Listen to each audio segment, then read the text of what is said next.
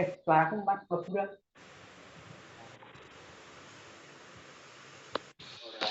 Masa orang? Lebu aja. Lebu aja.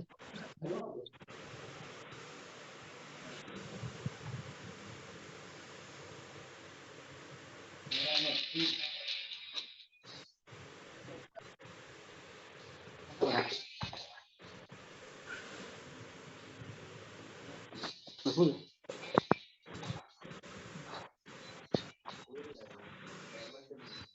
Yo.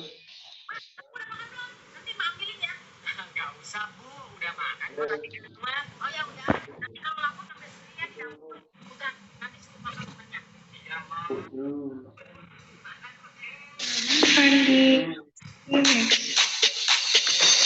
Di sini kita senang, jangan dibikin tegang. Jangan dibikin rumit, nantinya kebablasan. Berarti hanya kurang coba. Ayo dengarkan dari atau pelan kata kata.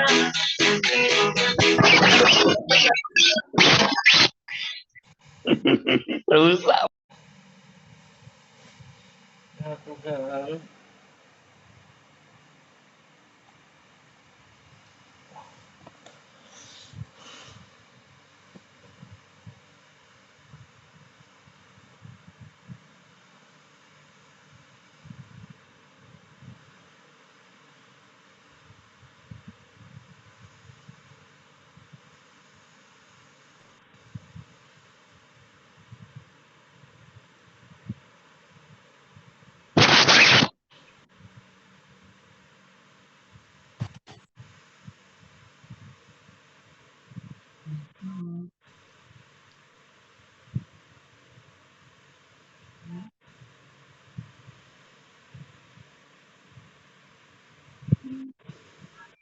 Gue sebelum meloro, kawan aslat kok. Apa pulang adikku kuliah kurang menangis.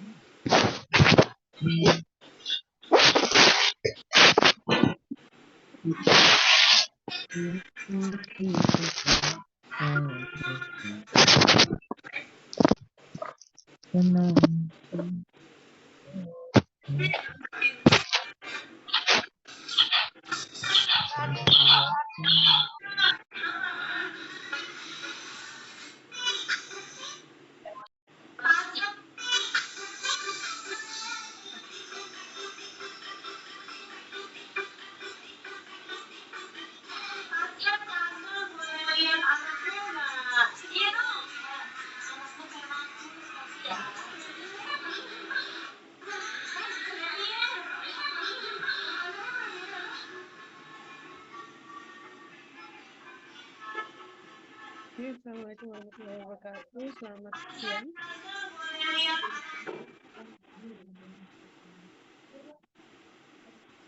Waalaikumsalam warahmatullahi wabarakatuh. Waalaikumsalam. Berapa mahasiswa ya untuk kelas A ini?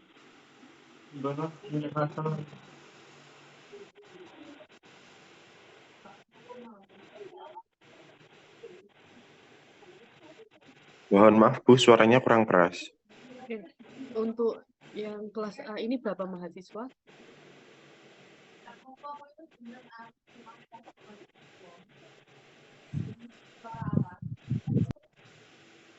Sudah jelas suaranya?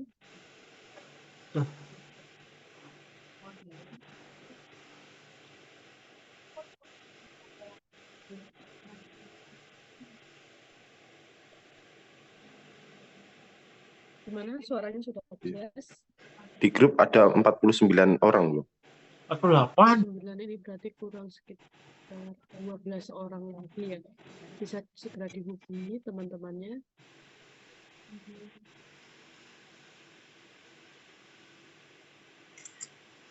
Baik Bu.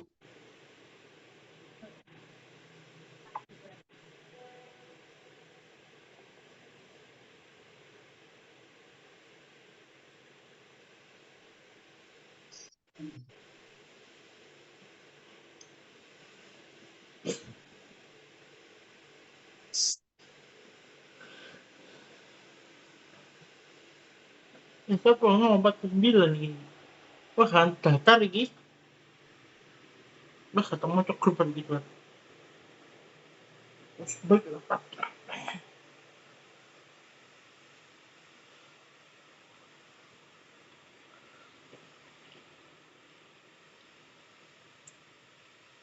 Aku bingung ya. Asal minus kalau nyocet ya. Sendirian.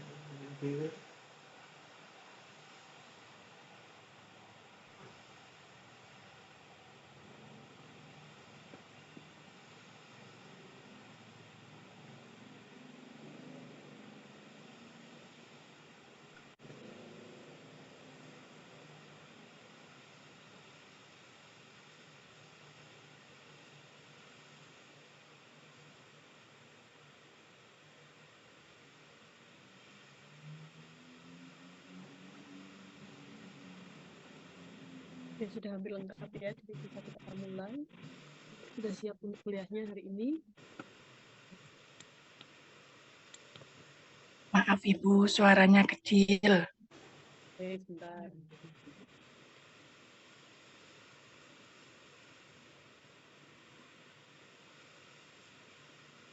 Gimana? Suaranya sudah jelas atau belum?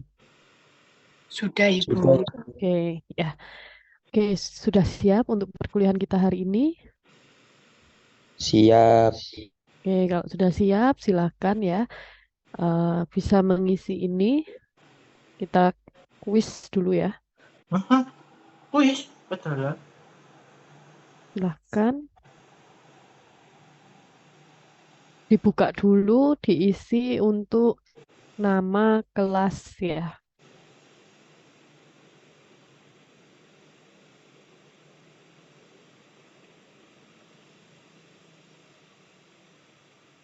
Silahkan bisa dibuka link yang ada di chat.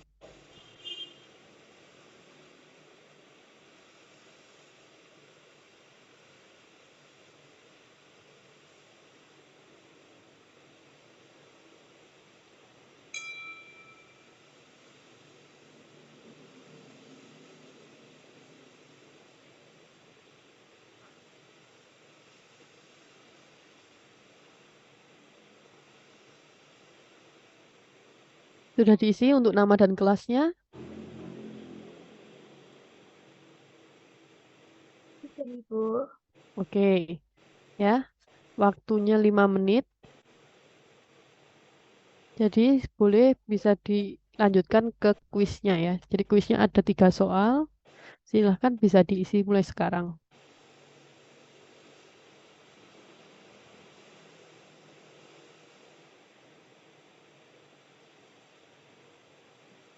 Kelas Lampung.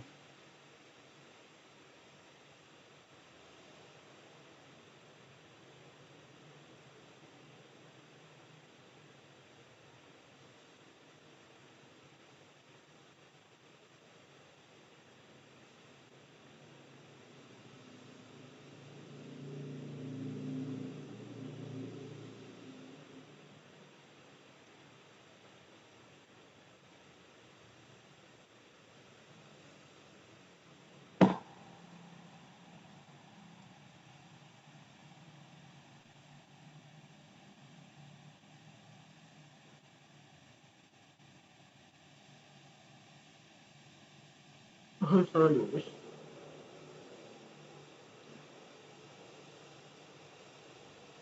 Gini aku lupa.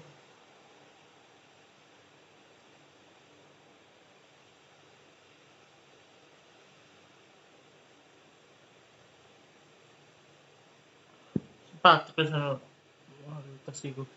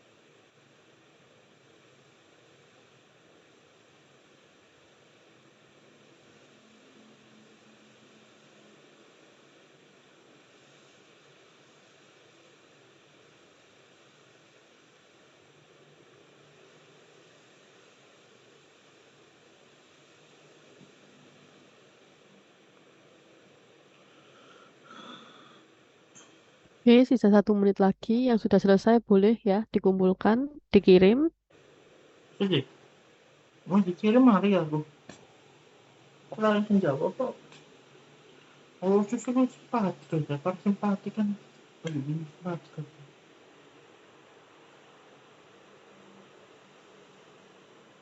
Penjat adalah kok hilang.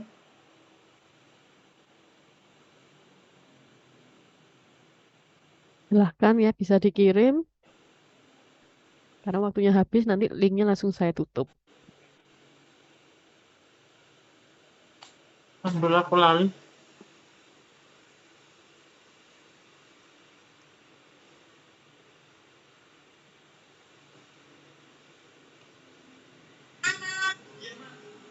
Kalau disuruh sama orang tua tuh nurut. Dari mana aja dia?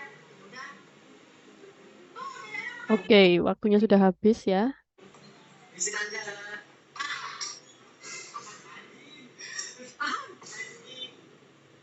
Saya tutup dulu untuk linknya. Siapa? Let's go. Oke, jadi jawabannya beragam ya. Saya lihat ini tadi, jawabannya sudah macam-macam.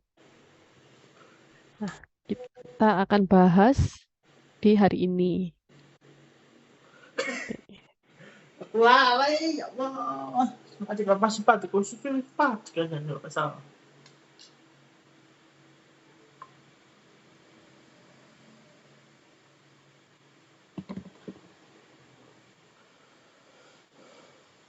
Sempat kenal. Oke, ini ya. Jadi yang akan kita bahas hari ini materinya adalah tentang sistem pencernaan. Oke, nah, oke itu tadi ya gambaran sedikit tentang apa sih yang akan kita bahas di sistem pencernaan. Oke, yang sudah dipelajari oleh teman-teman semuanya, sistem pencernaan itu apa sih? Mungkin kan di SMA sudah ya sistem pencernaan. Karena lu bukan lambung lu, 12 jari itu. Lambung. Oke, lambung. Ada lagi mungkin yang lainnya? Hepar, tadi.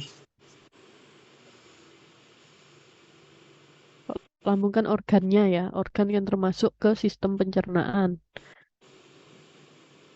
Anus. Ada dari yang lain?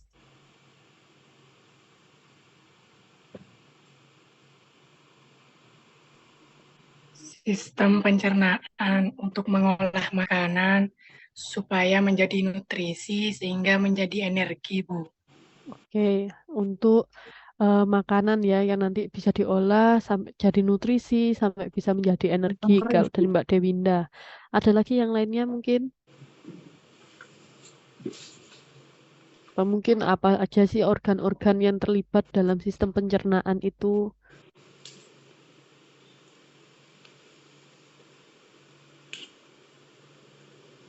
Krik ya tadi kan enggak.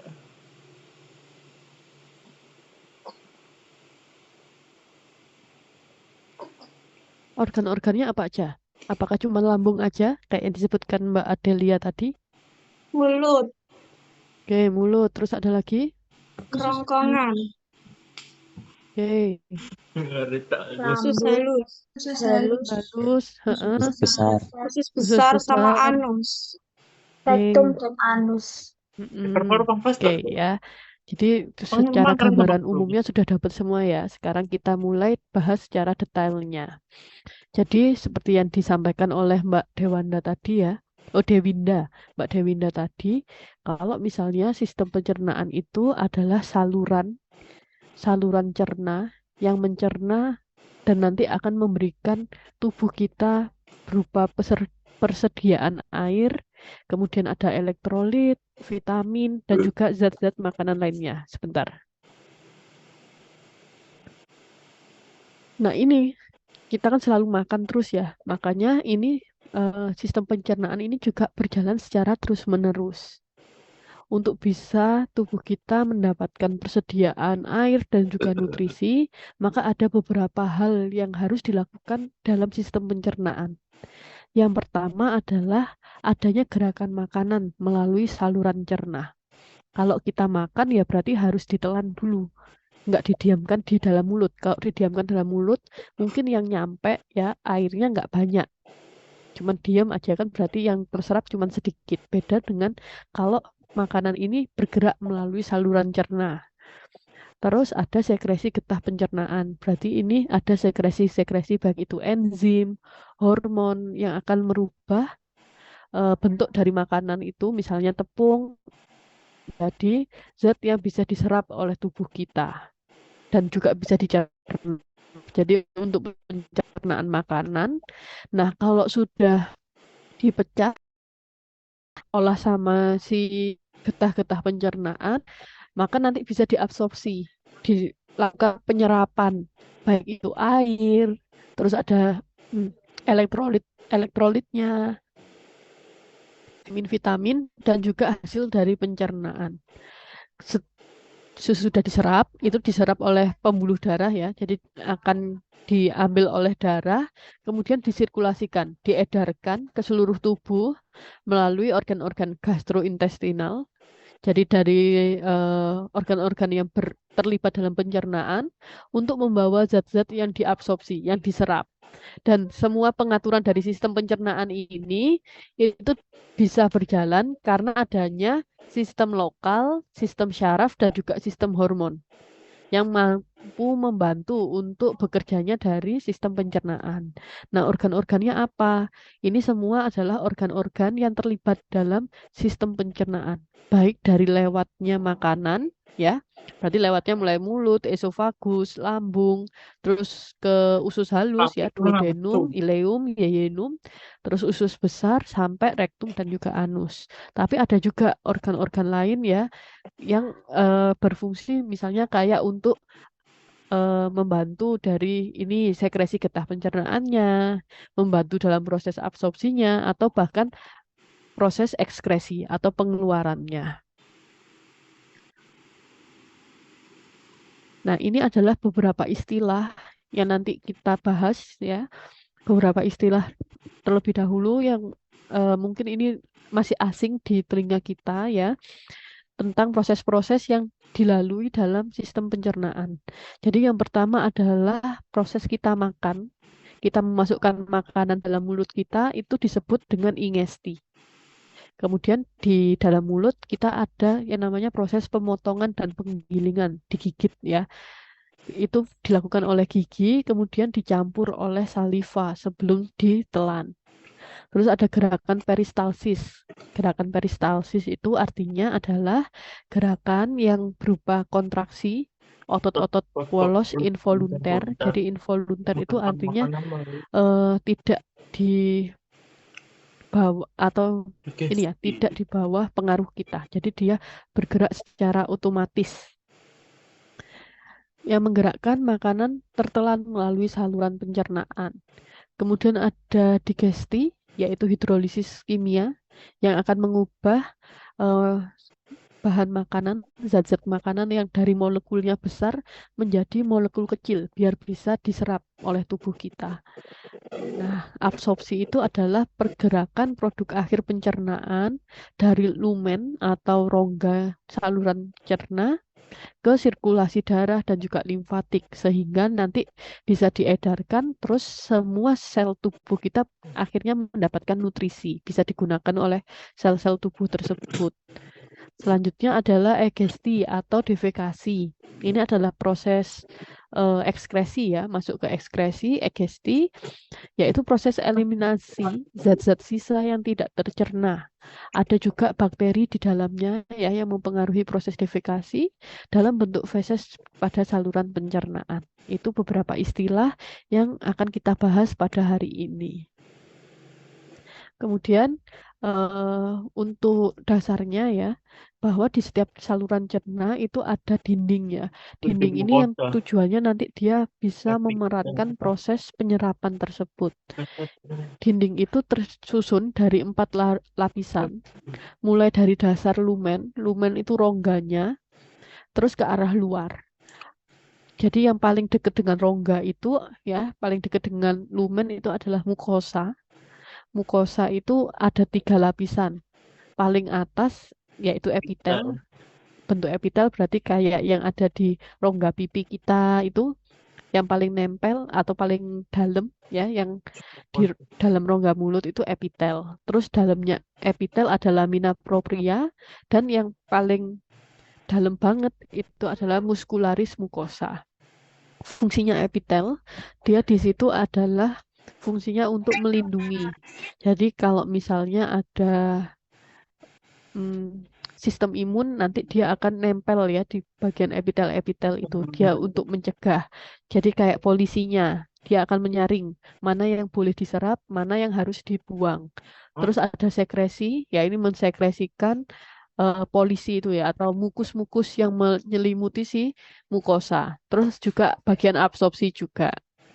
Kemudian ada lamina propria, itu adalah jaringan ikat yang mengikat antara epitel dengan otot muscularis mucosa.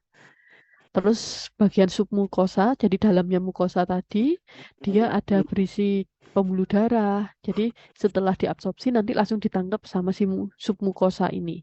Pembuluh darah, pembuluh limfatik, ada beberapa kelenjar, dan juga plexus Meissner. Jadi plexus Meissner ini dia adalah ikatan atau jalinan ya, kayak misalnya kita tenun gitu ya, jadi atau rajutan dari saraf yang nanti dia akan ngasih tahu ke sistem syaraf parasimpatis agar bisa melakukan atau bisa menjalankan gerakannya untuk si saluran cerna atau makanan ini bisa nyampe di absorpsi di seluruh saluran cerna atau organ-organ pencernaan. Kemudian ada muscularis externa, ada 2 lapisan otot yang berfungsi untuk menggerakkannya. Kemudian ada lapisan serosa atau adventitia. Ini adalah lapisan paling luar yang membungkus dari organ-organ tersebut. Ini ya, untuk serosa, membran serosa itu ada yang disebut di rongga peritoneum, peritoneum, terus mesenterium, omentum. Nah, peritoneum itu adalah yang melapisi rongga ini, abdominopelvis.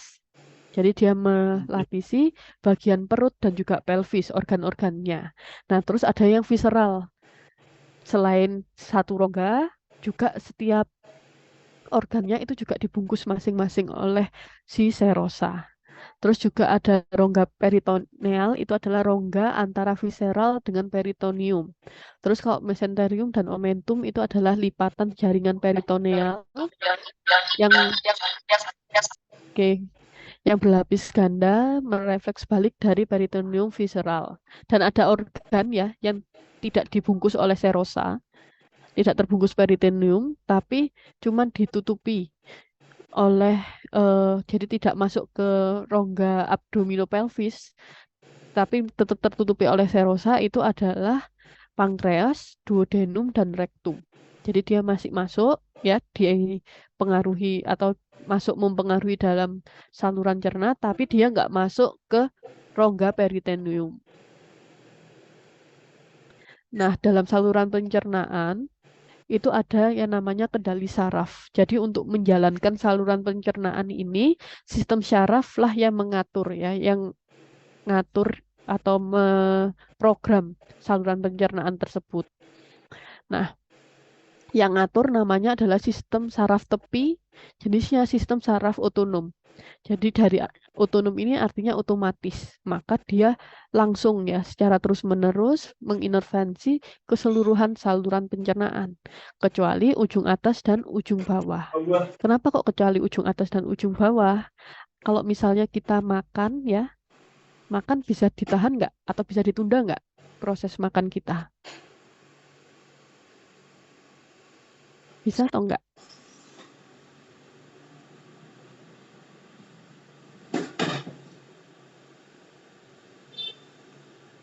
Bisa? Gimana tadi, Bu? Menunda makan. Kita mau menunda makan, itu bisa nggak? Oh, makannya nanti dulu gitu. Bisa. Bisa, oke. Terus yang ujung bawah ini berarti misalnya kita menunda, sakit perut ya, misalnya ya, sebentar masih bisa dialihkan dulu mungkin kayak gitu. Kalau dulu pegang batu ya, itu bisa teralihkan atau enggak? Mitos itu, Bu. Bisa menahan BAB? Kalian bisa menahan BAB enggak? Tidak, Ibu. Enggak bisa, berarti langsung keluar BAB-nya. Bisa. Bisa menahan. Bisa, Bisa kita ditahan, Ibu. bisa ditahan. Kalau nggak bisa berarti jadinya ini ya, ada gangguan di bagian rektum ya. Nah, contoh menahan itu adalah contoh ini, gerakan yang volunteer ya. Volunteer, jadi atas kehendak kita bisa menahan. Sedangkan kalau misalnya lambung ya, apakah kita bisa ngasih tahu lambung kalau untuk memproses atau menggerakkan makanan kita ke usus, kita bisa ngasih tahu ke lambung atau enggak?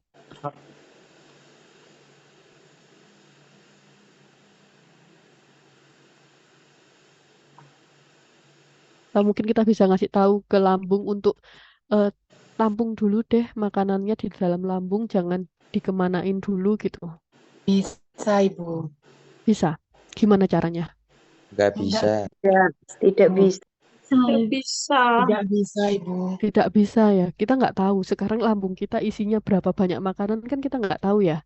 Atau itu makanan yang dari mana, dari kapan aja, kita nggak bisa. Nah, jadi kalau yang dari dalam ya, misalnya kayak gerakan esofagus, gerakan lambung, usus, itu adalah gerakan-gerakan involunteer. Jadi sistem saraf otonom ini yang mengintervensi. Jadi dia otomatis. Kita nggak bisa ngatur atau kita nggak bisa menunda atau mempercepat dari tindakannya. Sedangkan kalau yang di rongga mulut, terus yang di ujung bawah itu masih ada kehendak kita yang mengaturnya. Nah, jadi yang membedakan antara saraf volunteer dan involunteer itu ya, atas bisa diatur kehendak kita atau tidak. Terus ada impuls parasimpatis. Nah, tadi parasimpatis dengan simpatis, ini bedanya. Kalau parasimpatis itu biasanya adalah rest and digest. Jadi dia membantu untuk beristirahat dan membantu untuk mencerna. Jadi dia biasanya kerjanya adalah meningkatkan tonus pada otot polos. Jadi dia akan membantu motilitas dari usus, sekresi cairan pencernaan, itu adalah yang dimaksud dengan impuls parasimpatis.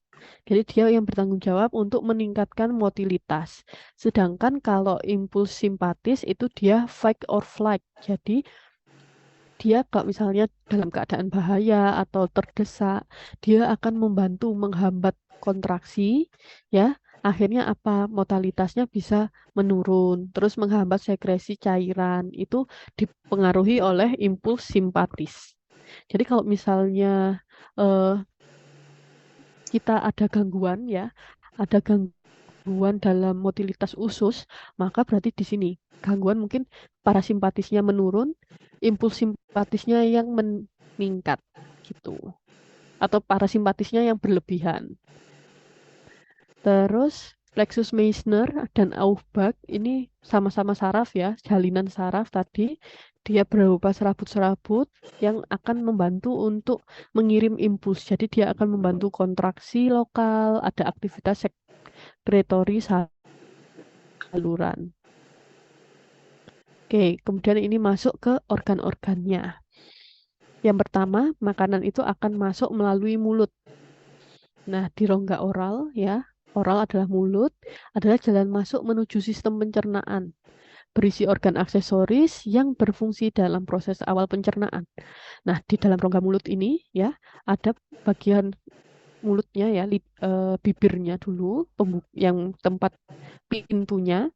Terus kalau diraba, langit-langit itu yang kita raba keras ya, itu namanya hard palate atau langit-langit ya, ini karena dia bentuknya tulang.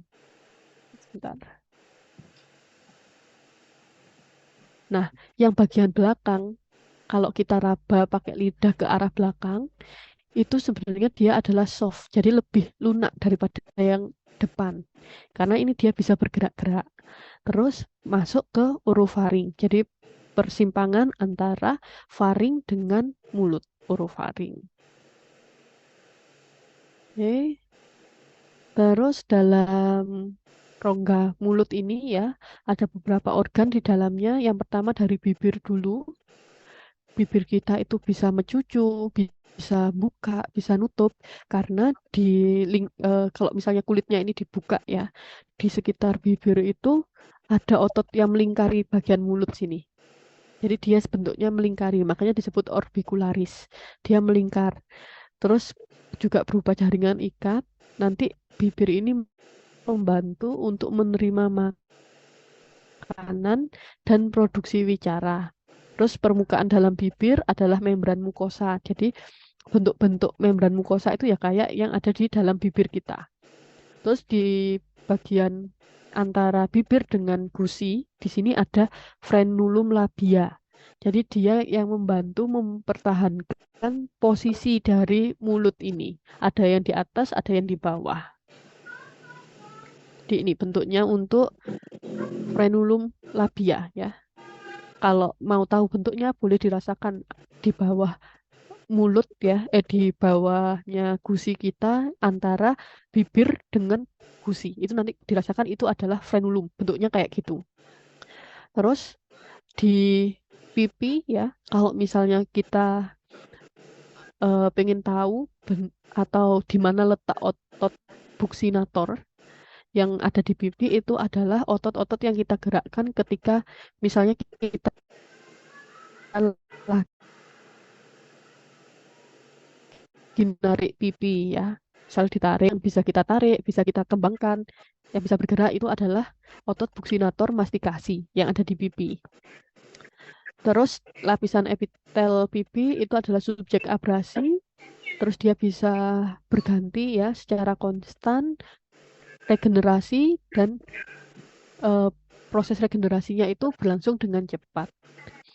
Nah, untuk lidah kemarin sempat dibahas ya di indera perasa. Dia lidah ini bisa tetap di situ ya, nggak ketelen ke belakang, ke tenggorok, itu karena diikat oleh frenulum linguae. Jadi yang mempertahankan lokasi lidah itu adalah frenulum linguae. Bisa dirasakan juga, misalnya kita menekuk lidah ke dalam, itu ada kerasa ini frenulumnya. Jadi kayak tali gitu yang mengikat, menghubungkan dengan dasar dari rongga mulut. Lidah ini fungsinya adalah untuk menggerakkan makanan saat dikunyah, terus nanti juga membantu proses menelan sebagai pengecapan kemarin ya, indera pengecapan, dan juga membantu dalam produksi wicara. Ini adalah bentuk anatomi dari lidah. Yang pertama dari ototnya. Jadi lidah kita kan tidak bertulang ya.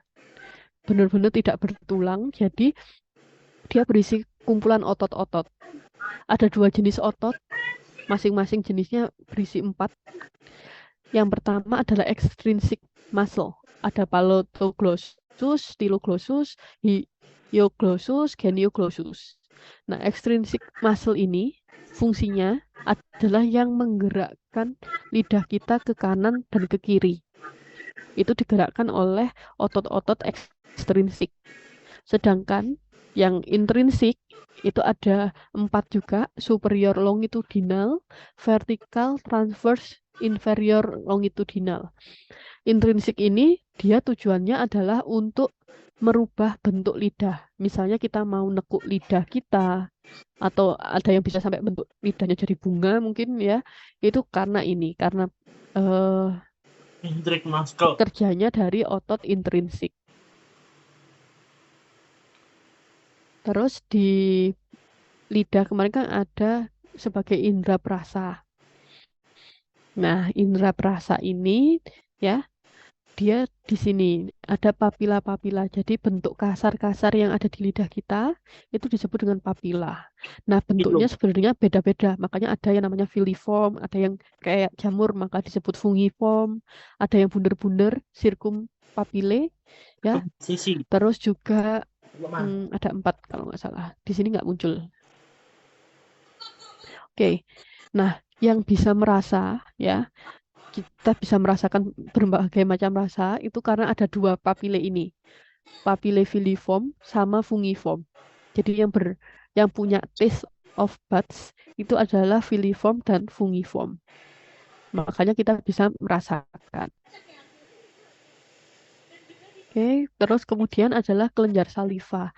Jadi kelenjar saliva ini dia akan mensekresikan air liur ke dalam rongga mulut. Terus saliva terdiri dari cairan encer yang mengandung enzim dan cairan kental yang mengandung mukus. Jadi kalau misalnya air liur kita kental, itu dia karena mengandung mukus ya atau lendir di dalamnya.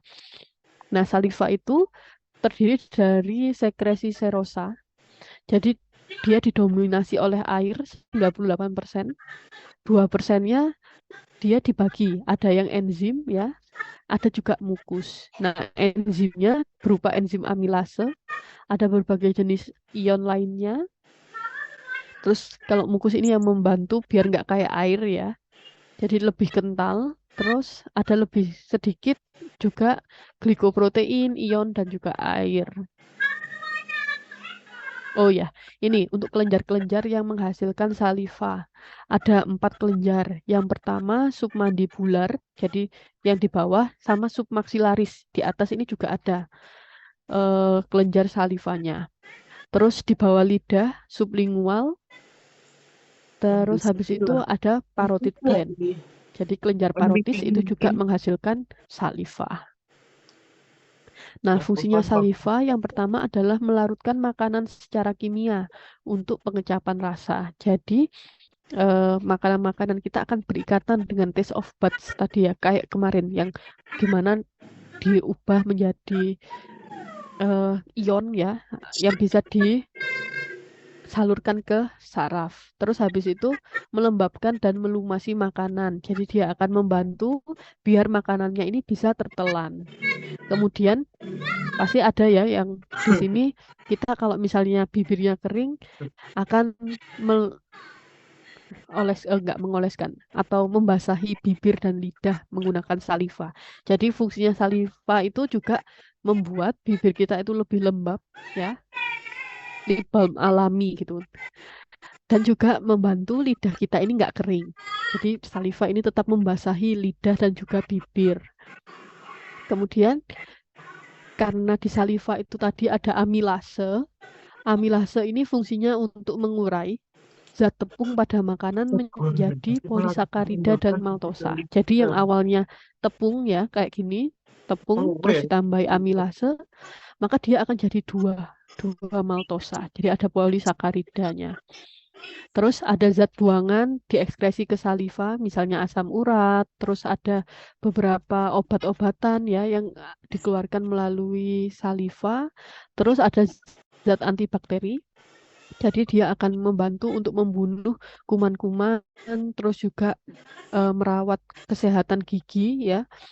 Jadi saliva ini juga bisa sebagai antibodi merawat kesehatan mulut kita. Nah, untuk gigi sendiri tersusun dari kantong-kantong alveoli di dalamnya ya. Ada mandibula dan juga maksila. Gigi berfungsi dalam proses mastikasi. Mastikasi itu artinya pengunyahan untuk membentuk bolus makanan. Jadi pas kita makan, makanan itu masuk, terus kita kunyah, ditambahi ada saliva, itu makanan itu akan tercampur dengan saliva. Kan sudah diudek ya sama si lidah gitu. Makanya ini akhirnya jadi bolus makanan. Jadi campuran antara makanan dengan air liur disebut dengan bolus. Ini yang akan dimasukkan ke dalam saluran pencernaan lain. Terus ada esofagus. Esofagus itu berarti yang pertama ya, tempat jalannya makanan berupa tuba muskular, panjangnya 25 cm, berdiameter 2,54 cm. Esofagus itu dia awalnya di sekitar laring. Terus melewati diafragma, hiatus esofagus atau lubangnya esofagus ada di sekitar vertebra toraks ke-10, tulang iga yang ke-10. Terus membuka ke arah lambung. Fungsi dari esofagus, dia itu bisa bergerak-gerak. Jadi dia dengan membuat gerakan, dia akan mendorong bolus tadi melalui namanya gerakan peristaltik. Jadi gerakan menggerakkan makanan disebut peristaltik ini, kemudian mukosa dari esofagus itu menghasilkan banyak mukus biar nggak nempel esofagusnya. Oke, kemudian esofagus di sini tidak memproduksi enzim, beda kayak si saliva. Kalau saliva tadi enzimnya adalah amilase, esofagus ini hanya menyalurkan saja, dia nggak nambah-nambahi. Terus proses penelanan itu dimulai ada 3 ya, jadi dari faring ke esofagus. Yang pertama mulai lidah kita akan menekan palatum keras saat rahang atau mulut kita menutup. Terus mengarahkan bolus atau yang tadi campuran antara makanan dengan air liur ke arah orofaring. Kemudian fase faring itu bolus makanannya yang ada dalam faring akan merangsang reseptor dari orofaring untuk mengirimkan impuls ke pusat menelan di medula otak dan juga batang otak bagian bawah. Refleks yang terjadi adalah penutupan semua lubang kecuali esofagus sehingga makanan bisa masuk. Nah, untuk fase yang terakhir adalah fase esofagus, yaitu sphincter esofagus bagian bawah merupakan suatu area sempit. Kemudian dia ada kontraksi yang secara konstan, terus nanti berelaksasi setelah melakukan gelombang peristaltik, akhirnya makanan bisa terdorong ke dalam lambung. Nah, sphincter akan berkonstriksi untuk mencegah refleks isi lambung ke dalam esofagus. Oke.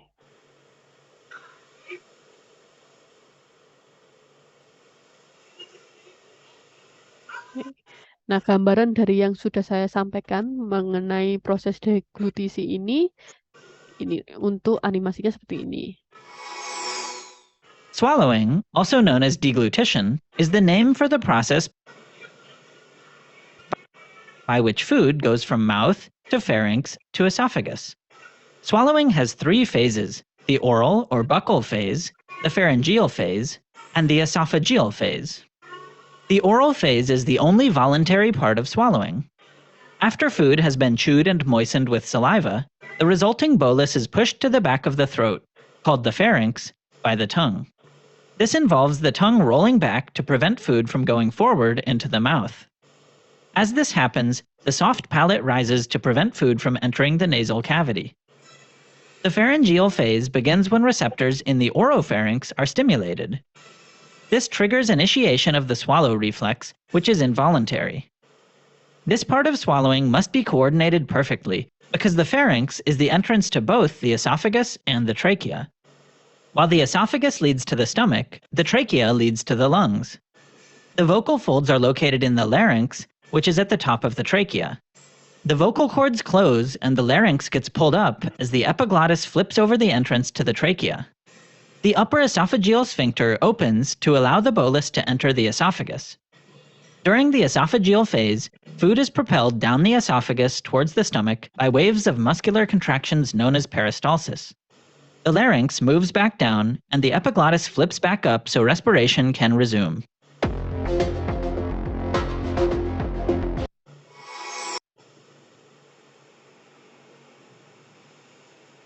Oke, nah selanjutnya dari esofagus tadi kan akan diarahkan ke dalam lambung.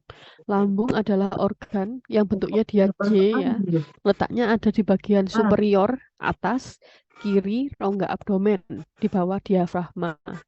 Fungsinya yang pertama adalah sebagai penyimpanan makanan.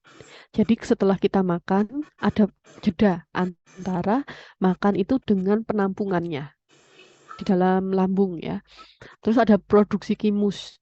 Kimus tadi kan awalnya bolus ya. Bolus itu agak cair karena dia habis makanan dicampur dengan saliva.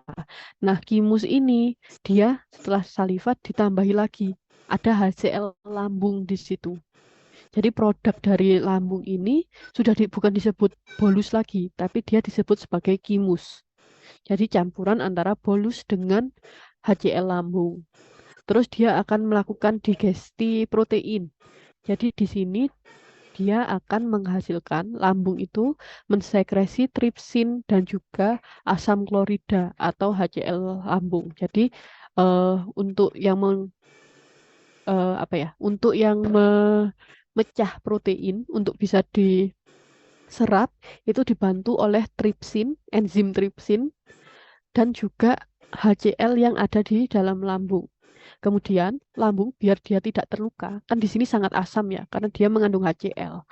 Dia akan memproduksi mukus.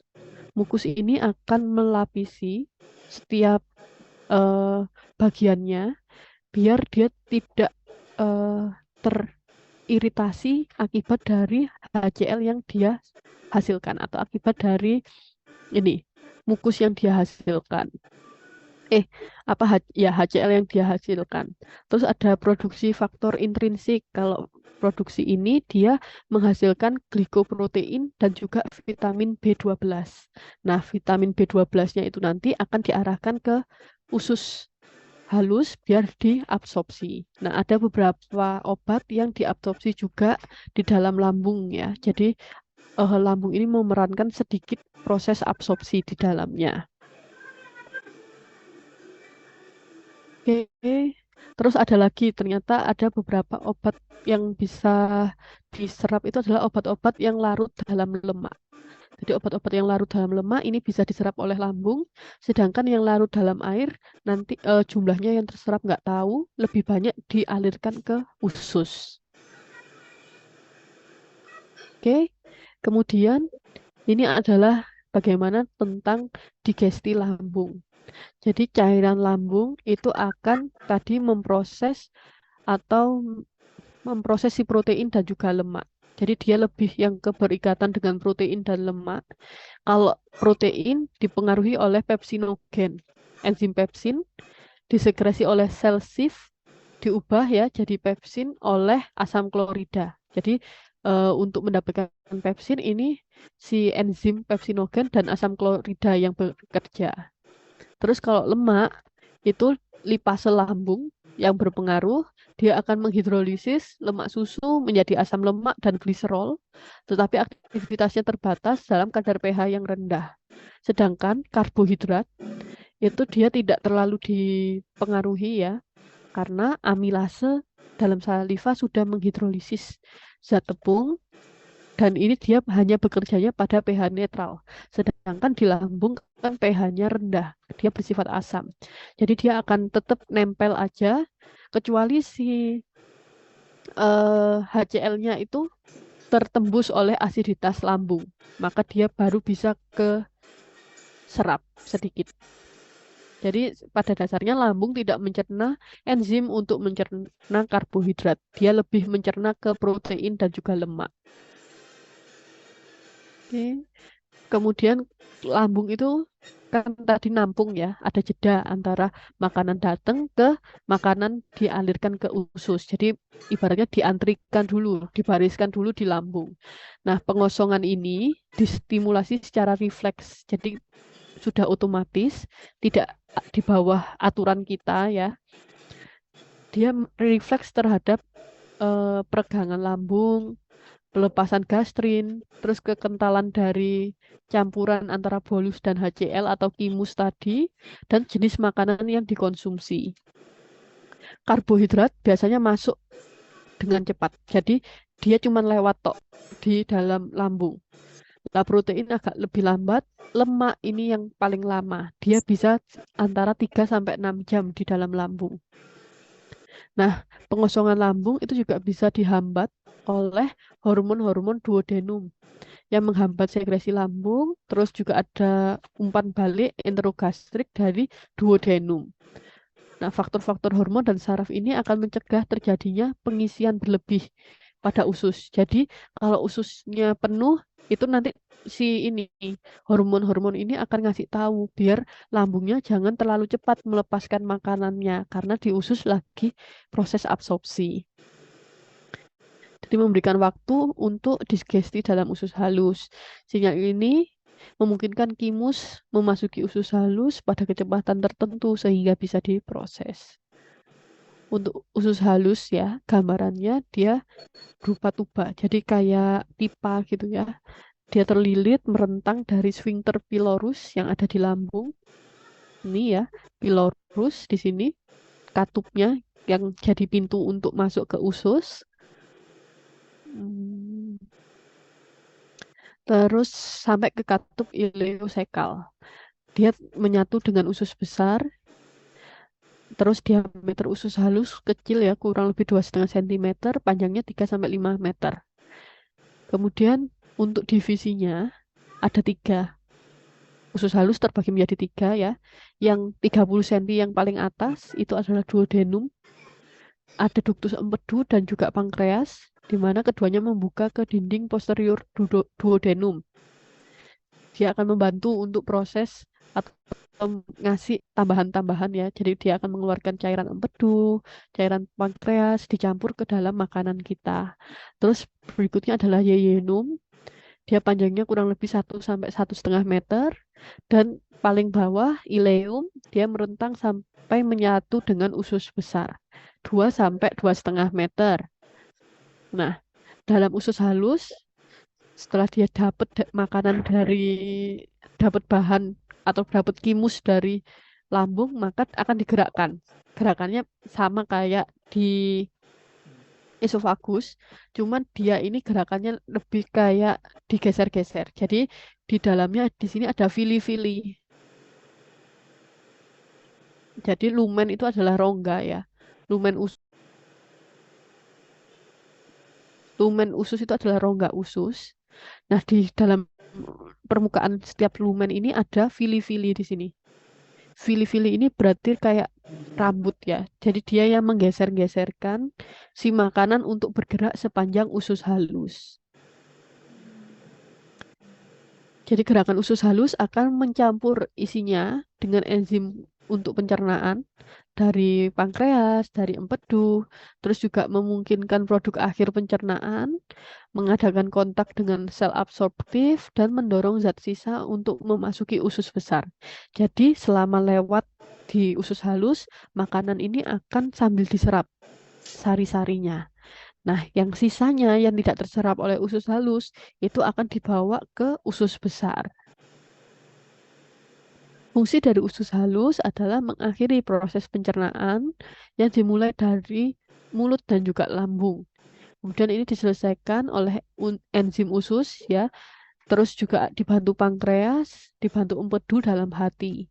Usus halus secara selektif akan mengabsorpsi produk-produk yang bisa dicernanya. Untuk pankreas, hati, dan kantung empedu ini merupakan yang membantu tadi ya proses dari pencernaannya usus halus, karena pankreas ini dia mengandung enzim untuk mencerna protein, karbohidrat, lemak yang tadi mungkin ada sisa dari lambung. Terus ada hati, dia akan mensekresikan empedu, memetabolisme protein, lemak, dan juga karbohidrat. Terus ada garam empedu, mengemulsikan lemak, mengabsorpsi lemak, dan mengeluarkan kolesterol. Nah, sisanya ini berarti tinggal air-air aja ya, atau zat-zat sisa sampah dari proses absorpsi yang ada di usus tadi. Gambaran proses absorpsi seperti ini.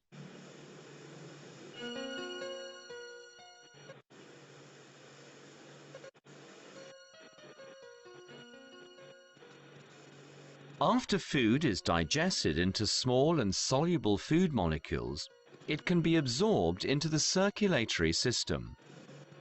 This absorption process mainly takes place in the ileum.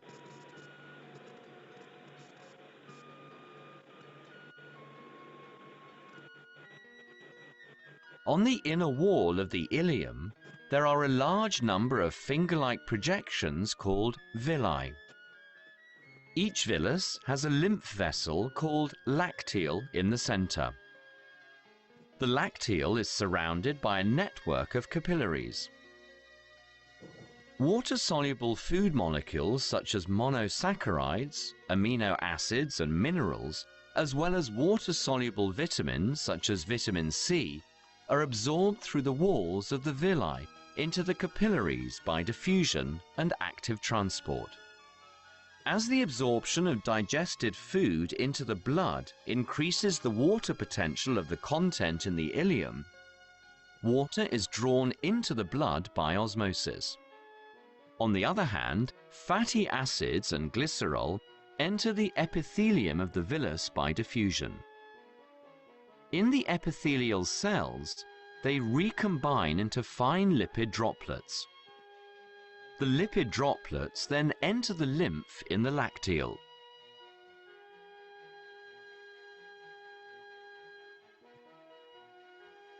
Lipid-soluble vitamins, such as vitamins A and D, are also absorbed into the lacteal. The lipids and lipid-soluble vitamins in the lacteal are transported to the main lymph vessels and eventually to the bloodstream.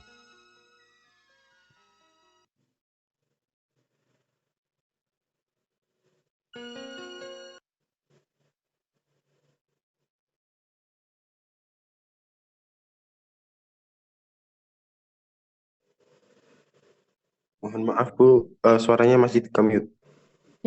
Ya, jadi sudah di usus halus, makanan itu akan dibawa sisanya ke usus besar. Jadi ketika materi atau sisa makanan tadi masuk ke usus besar, maka sebagian besar ya nutrien itu sebenarnya sudah dicerna. Tadi kan sudah ada lipidnya yang sudah diserap oleh usus halus kayak gitu. Jadi sudah tinggal sampah-sampahnya aja atau zat-zat yang tidak tercerna. Nah, biasanya makanan itu memerlukan waktu 2-5 hari untuk menempuh ujung saluran pencernaan yang satu ke ujung lainnya. Jadi dia di lambung itu 2-6 jam, terus di usus halus 6-8 jam, dan sisa waktunya berada di usus besar. Di usus besar dia tidak punya villi, jadi beda kayak si usus halus. Tidak punya juga plique circularis atau lipatan-lipatan sirkular, tapi dia diameternya lebih lebar dibandingkan si usus halus.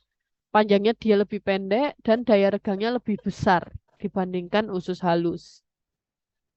Fungsinya usus besar adalah menyerap air, kan tadi banyak-banyaknya dia yang diserap adalah karbohidrat, terus lemak, protein gitu ya. Nah, airnya ini akan diserap oleh si usus besar. Terus ada juga elektrolit dari kimus yang tersisa, terus akan mengubah kimus dari cairan menjadi massa semi padat karena tadi airnya sudah diserap sama si usus besar ini. Jadi usus besar hanya memproduksi mukus. Dia tidak mengandung enzim ataupun hormon pencernaan. Ada beberapa bakteri ya dalam kolon yang mampu mencerna sejumlah kecil selulosa. Misalnya kayak ini ya, bakterinya serupa kayak lactobacillus. Jadi yang kayak di iklan-iklannya minuman sebelah ya, karena nggak di endorse jadi nggak usah disebutkan. Jadi itu contohnya bakterinya, jenis bakterinya. Terus memproduksi sedikit kalori nutrien bagi tubuh dalam setiap hari. Bakteri itu juga memproduksi vitamin. Jadi dia akan membantu proses pencernaannya. Jadi di usus besar itu yang membantu proses absorpsinya atau merubah dari zat-zat makanannya itu adalah si bakteri ini yang akan memproses. Si lactobacillus itu akan memproduksi vitamin, baik vitamin K, riboflavin, dan juga tiamin. Terus usus besar akan mengekskresi zat sisa dalam bentuk feses, di mana air akan mencapai 75-80% feses, kemudian sepertiganya materi padatnya adalah bakteri-bakteri yang mati, terus 2-3%-nya adalah nitrogen ya, yang bisa menimbulkan bau, terus juga dari zat sisa organik dan anorganik dari sekresi pencernaan, ada mukus dan juga lemak. Nah, feses itu mengandung sejumlah materi kasar atau serat dan selulosa yang tidak tercerna dari yang kasarnya tadi. Terus warna feses itu dipengaruhi dari pigmen empedu dari sisa yang tadi yang dia berikan atau si empedu berikan pada saat melewati duodenum. Nah, baunya itu, nitrogennya ini itu akibat dari kerjanya si bakteri. Ini untuk gambaran anatominya ya, yang arahnya ke atas. Jadi disebut ascending itu karena dia menggerakkan makanan ke arah atas. Dari usus halus digerakkan dulu ke arah atas, terus transverse ke samping gerakannya. Kemudian yang bawah ini ya, sigmoid. Jadi dia bentuknya kayak S, turun ke bawah, kemudian diarahkan ke rektum. Oke, itu untuk pertemuan kita hari ini ada yang mau ditanyakan? Ada tugas, Bu.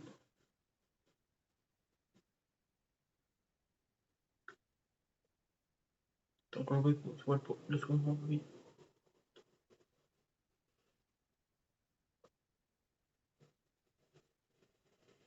Satu lagi, alhamdulillah, alamin.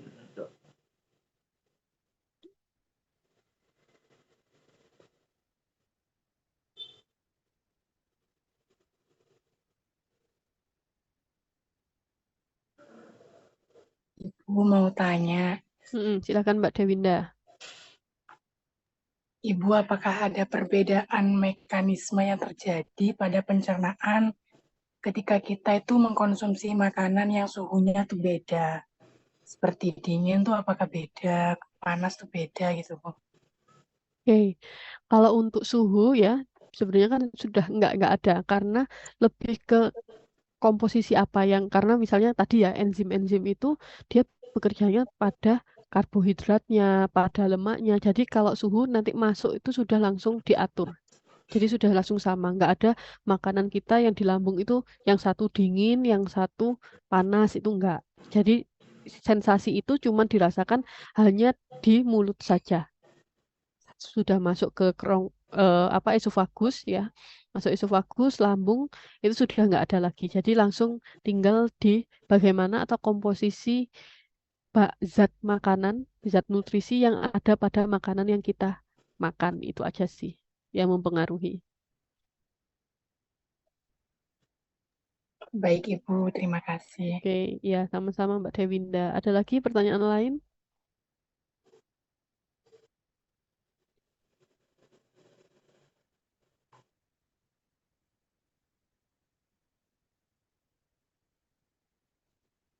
Banyak ini kan diarahkan kalau sumur.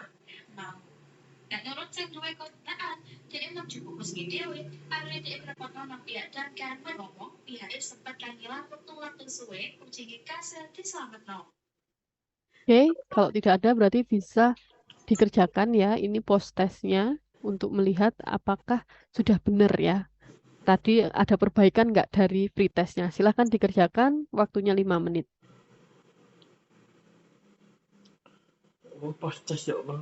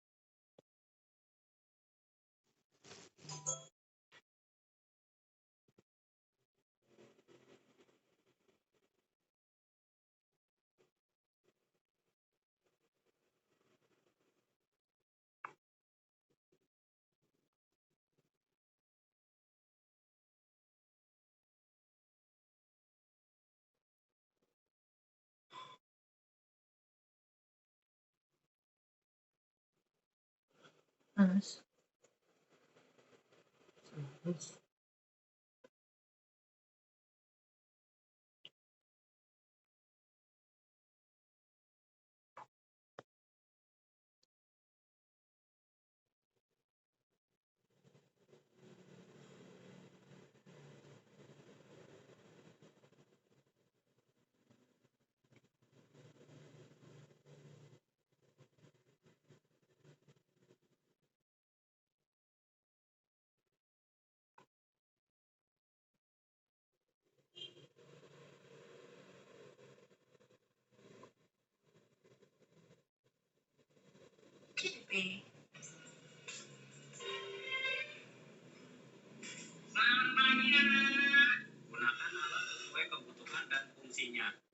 untuk memotong keramik atau granit tile dengan potongan debu serta suapannya dari rumah, kita sudah menggunakan alat manual.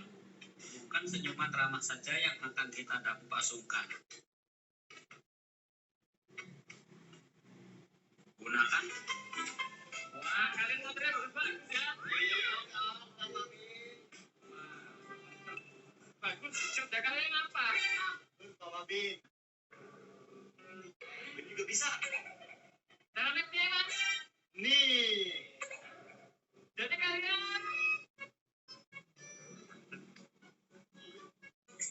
udah mati kan? Gini ya. Ayo, come explain what.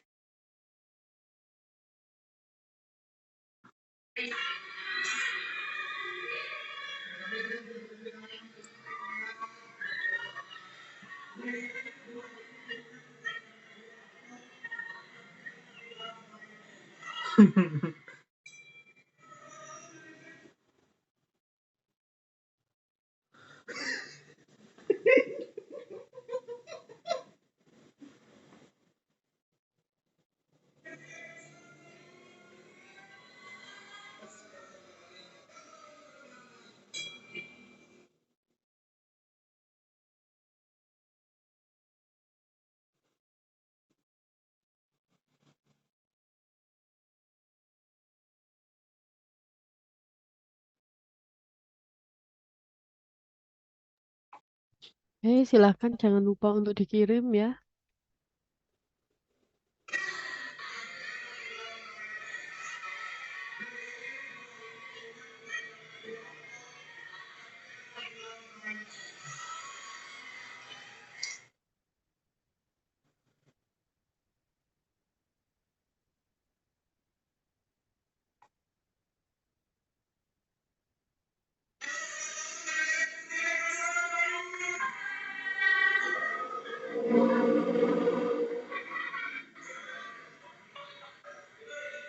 Adik ini 6 ini.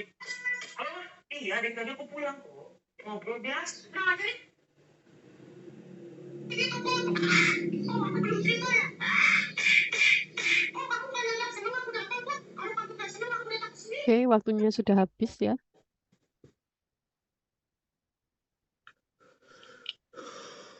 Mas.